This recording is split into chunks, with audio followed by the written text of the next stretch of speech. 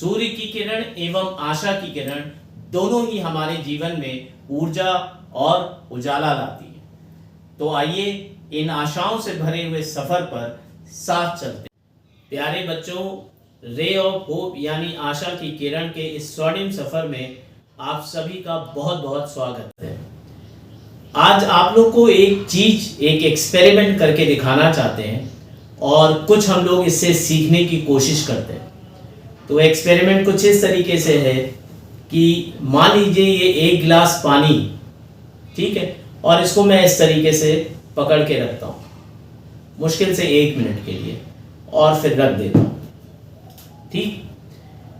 लेकिन अगर इसी ग्लास को हम पकड़े रहें, बहुत देर तक पकड़े रहें, 1 घंटे, 2 घंटे, 4 घंटे या पूरा दिन 24 घंटे, तो क्या हो सकता है?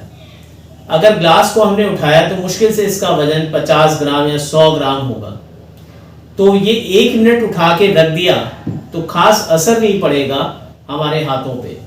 लेकिन अगर इस ग्लास को हम बहुत देर तक पकड़े रहें तो शायद हमारे हाथ की मांसपेशियों में खिंचावट आ सकती है।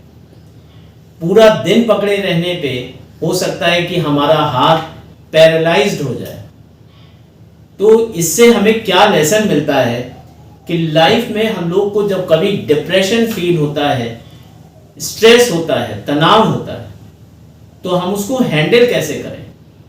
लोगों को पता नहीं होता है कि इस स्ट्रेस को, इस तनाव को हम नहीं हैंडल कर पाते हैं। और आजकल छोटे छोटे बच्चे 9th 10th क्लास में पढ़ने वाले या ग्रेजुएशन में वो बड़े बड़े कदम उठा लेते हैं, आत्महत्या कर लेते हैं या कोई गलत उसमें चले जाते हैं उस डिप्रेशन के कारण। तो ये एक बहुत छोटी सी सीख है लेकिन आपकी लाइफ में बहुत काम आएगी।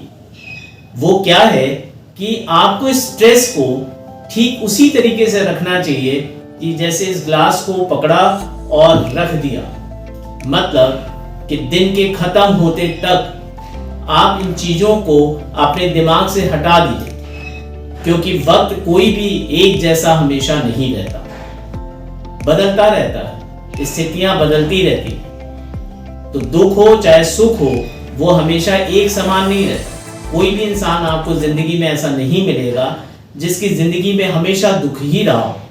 कभी सुख होता है, कभी दुख होता है और उसी के हिसाब से वो चलते रहते हैं। तो लेकिन ये जो बड़े बड़े कदम लोग उठा लेते हैं, छोटे छोटे बच्चे, वो स्ट्रेस में आके, डिप्रेशन में जाके वो सुसाइड कर रहे हैं या कुछ और गलत काम कर रहे हैं, ठीक है। तो ये नहीं करना चाहिए। आपको जिंदगी से, परिस्थितियों से लड़ना आना चाहिए, ठीक है। आप उत्तरकांड में, रामचरितमानस में एक चौपाई दी है, बड़े भाग मानुष तन पावा, सुर दुर्लभ सब ग्रंथई गावा, साधन धाम मोक्ष कर द्वारा, पाई न जई परलोक समार। मतलब क्या है कि इसमें कहा गया है कि बड़े भाग्य आपके बहुत अच्छे होते हैं तब आपको मनुष्य तन मिलता है। और ये जो देवतागण हैं उनको भी बहुत दुर्लभ होता है, मतलब उनको भी ये मनुष्य का जीवन अगर मिलता है तो बड़े खुश होते हैं।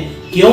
क्योंकि ये साधन है, आपके मोक्ष का द्वार है जिससे आप मोक्ष पा सकते हैं। और इसका सही तरीके से अगर आप यूटिलाइजेशन करते हैं तो ये आपके परलोक को भी संवार सकता है। तो बहुत सीधी सी बात है कि इन छोटी छोटी बातों पे परेशान होके इतने बड़े बड़े कदम उठा लेते हैं।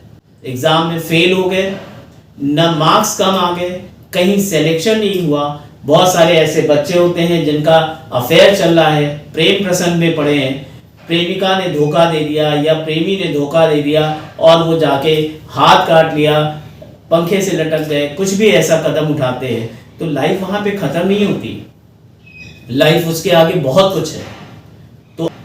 तो आप कोशिश करिए कि इन चीजों को समझिए, क्योंकि ये आपकी लाइफ के पार्ट हैं और ये आया और गया, वक्त बीतता जाता है, आप नई नई चीजें सीखते जाते हैं।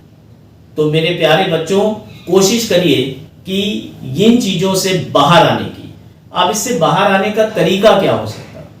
बहुत इजी है। हम पेरेंट्स को भी ये सोचना चाहिए कि हमारे बच्चे एक्चुअली कर क्या रहे हैं।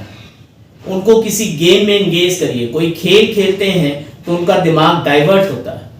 उनसे बातें करिए, उनके क्रियाकलाप पे थोड़ी नजर रखिए, वो कहाँ जा रहे हैं, क्या कर रहे हैं, किससे बात कर रहे हैं, किससे दोस्ती कर रहे हैं। एट टाइम्स ऐसा होता है कि पेरेंट्स दोनों के दोनों, मदर एंड फादर दोनों जॉब में है, उनके पास समय नहीं है इतना ज़्यादा कि वो अपने बच्चों को टाइम दे सकें, उनके साथ टाइम स्पेंड कर सकें। तो होता क्या है कि बच्चा कभी अकेला पड़ जाता है और उसको पता नहीं होता है कि हम इस सिचुएशन को कैसे हैंडल करें। क्योंकि अक्सर ऐसा होता है, हम ये कहते हैं कि तुम सफल हो जाओगे, तुम ये एग्जाम क्रैक कर लोगे, तो हम लोग इसको इस तरीके से सेलिब्रेट करेंगे। लेकिन ये बताना भूल जाते हैं कि अगर नहीं सफल हुए, फेल हो गए, तो उसको कैसे टैकल करेंगे, वो भी बताना चाहिए। तो उनके साथ इंटरैक्ट कीजिए, उनके साथ टाइम स्पेंड करिए, उनको कोई गेम ज्वाइन कराइए, उनको टाइम टू टाइम एंटरटेनमेंट कराइए। तो अगर ये इंटरेक्शन होगा पेरेंट्स और बच्चों के बीच में, तो ये आपके बहुत सारी प्रॉब्लम्स को सॉल्व कर सकता है। तो बच्चों, आशा की किरण के इस स्वर्णिम सफर में मेरे साथ चलने के लिए आप सभी का बहुत बहुत धन्यवाद। नमः शिवाय।